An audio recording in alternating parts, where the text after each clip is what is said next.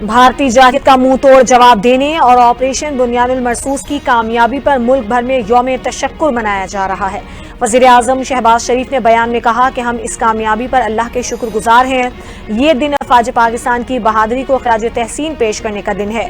دشمن کی جارحیت کے باوجود پاکستان نے صبر و تحمل لیکن مکمل تیاری کے ساتھ دفاع کو یقینی بنایا۔ علماء کرام پورے ملک میں اجتماعی دعاؤں اور نوافل کا اہتمام کریں۔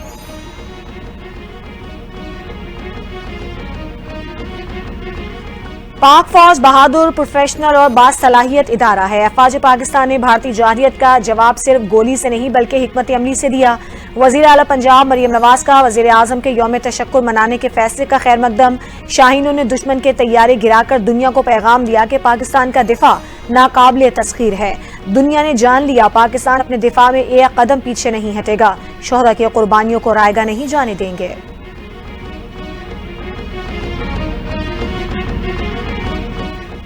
پاکستان اور بھارت کی مضبوط ثابت قدم قیادت پر بے حد فخر ہے۔ پاکستان اور بھارت نے دانشمندی، ہمت اور بصیرت سے صورتحال کو سمجھا۔ امریکی صدر ڈونلڈ ٹرمپ کہتے ہیں دونوں ممالک نے سمجھا جارحیت روکنے کا وقت آ چکا ہے۔ تنازع میں لاکھوں معصوم لوگ مارے جا سکتے تھے۔ فخر ہے امریکہ تاریخی اور جرأت مندانہ فیصلے تک پہنچنے میں مدد کر سکا۔ امریکی صدر مسئلہ کشمیر حل کرنے کے خواہش مند بولے پاکستان اور بھارت مل کر کوشش کریں تو کشمیر کا کوئی حل نکالا جا سکتا ہے۔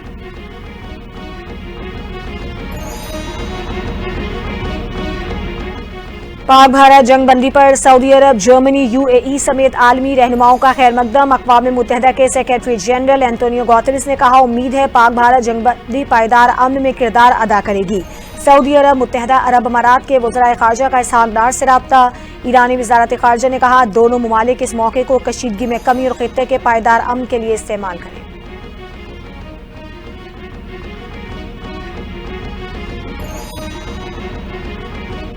پاک افواج نے بھارت کی نام نہاد فوجی قوت کو سخت ٹھیس پہنچائی۔ پاکستان کی مسلح افواج پر ہمیشہ سے یقین رہا ہے۔ ہم نے بھارتی جارحیت کا منہ توڑ جواب دیا۔ صدر مملکت آصف علی زرداری کا بیان، بولے آج ہماری قوم کا عزم بے مثال ہے۔ قوم کو خوشی منانی چاہیے۔ بھارتی جارحیت میں شہید ہونے والوں کے لیے بھی دعا کرنی چاہیے۔ پاکستان اشتعال انگیزی نہیں چاہتا، امن کا خواہاں ہے، لیکن ہم اپنی خود مختاری پر کبھی سمجھوتا نہیں کریں گے۔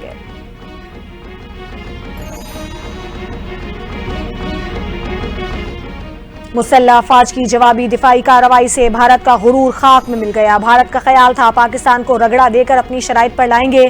وزیر دفاع خواجہ آصف کی گفتگو کہتے ہیں بھارت کی ساکھ پر سوال آ چکا ہے۔ ہم جنگ کا مومنٹم بڑھا سکتے تھے لیکن جنگ کو بریک لگانے والا آپشن سامنے رکھا۔ بات چیت چلے گی تو اس سے راستے نکلیں گے۔ بات چیت میں سندھ طاس معاہدہ، کشمیر اور دہشت گردی کا مسئلہ زیر غور آئے گا۔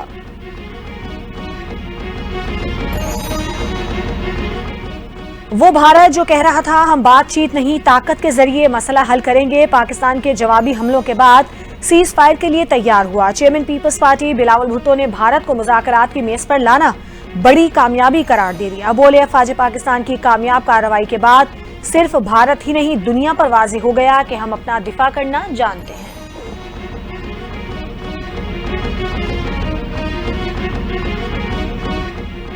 امید ہے پاک بھارت جنگ بندی دیر پا ہوگی۔ پاک بھارت جنگ بندی کے لیے امریکہ نے بہترین کردار ادا کیا۔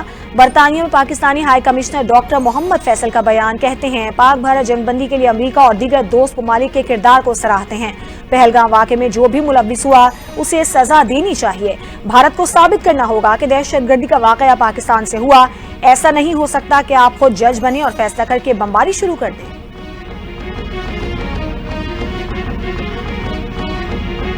امید ہے حکومت جیتی ہوئی جنگ مذاکرات کی میز پر نہیں ہارے گی۔ پاکستان کو اب بھارت پر برتری حاصل ہو چکی ہے۔ امیر جماعت اسلامی پاکستان حافظ نعیم الرحمان کی گفتگو، کہا وقت آ گیا ہے کہ مسئلہ کشمیر پوری قوت سے اٹھایا جائے۔ قوم کشمیر پر کوئی سمجھوتا قبول نہیں کرے گی۔ اقوام متحدہ کی قراردادوں کے مطابق مسئلہ کشمیر پر پیش رفت ہونی چاہیے۔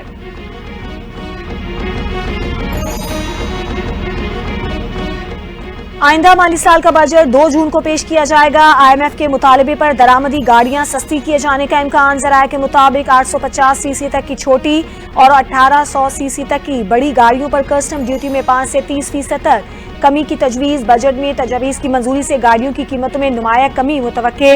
صارفین کو براہ راست ریلیف ملنے کا امکان۔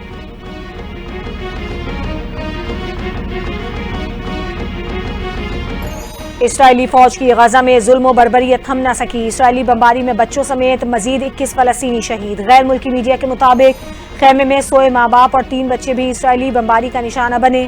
اسرائیلی دارالحکومت تل ابیب میں جنگ بندی کے خلاف مظاہرہ، مظاہرین کا ٹرمپ اور نیتن یاہو سے فوری جنگ بندی اور یرغمالیوں کو واپس لانے کا بھی مطالبہ۔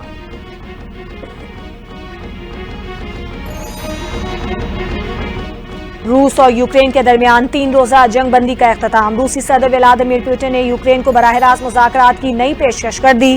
روس اور یوکرین کے درمیان براہ راست امن مذاکرات 15 مئی کو ترکی کے شہر استنبول میں منعقد ہوں گے۔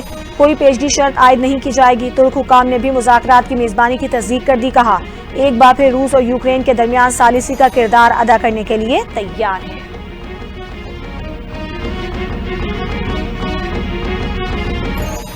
اور بنگلہ دیش کرکٹ ٹیم کے دورہ پاکستان کا امکان روشن۔ بنگلہ دیشی کرکٹ بورڈ نے دورے کے لیے گرین سگنل دے دیا۔ پاکستان کے خلاف T20 سیریز کے 5 میچز 25 مئی سے 3 جون تک فیصل آباد میں کھیلے جائیں گے۔ اس سے قبل بنگلہ